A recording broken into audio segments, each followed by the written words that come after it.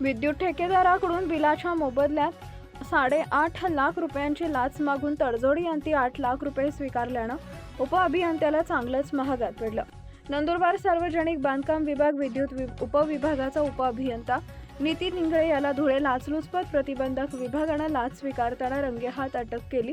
ही कारवाई धुळ्यातील सार्वजनिक बांधकाम विभागाच्या कार्यालयात सोमवारी सायंकाळी करण्यात आली। या घटनेमुळे एकच खळबळ उडाली आहे। तक्रारदार हा शासकीय नोंदणीकृत विद्युत ठेकेदार असून त्यानं शासनाच्या विविध विद्युत कामांचे ठेके घेतले होते।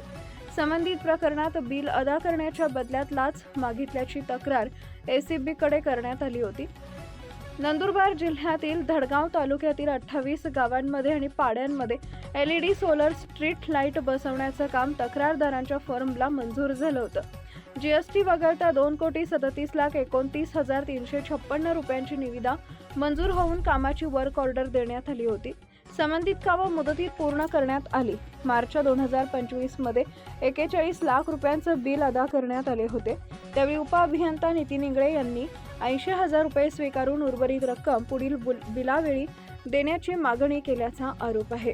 डिसेंबर 2025 मध्ये उर्वरित कामाचे 2,02,05,525 रुपये मतदारांच्या बँक खात्यात जमा करण्यात आले आहेत। त्यानंतर उपअभियंत्यानं बिल अदा केल्याच्या मोबदल्यात 8,50,000 रुपयांची लाच मागितली। पैसे दिल्याशिवाय पुढील कामाच्या बिलांवर सह्या करणार नसल्याचंही सांगितल्याचं तक्रारीत नमूद करण्यात आलं। तक्रारीची पडताळणी केल्यानंतर एसीबीनं सापळा रचला। तडजोडी अंती उपअभियंत्यानं 8 लाख रुपये स्वीकारण्याचं मान्य केलं। नवनवीन बातम्या पाहण्यासाठी आजच विदर्भ दूत न्यूज चॅनलला सबस्क्राईब करा आणि बेल आयकॉनला सुद्धा क्लिक करा।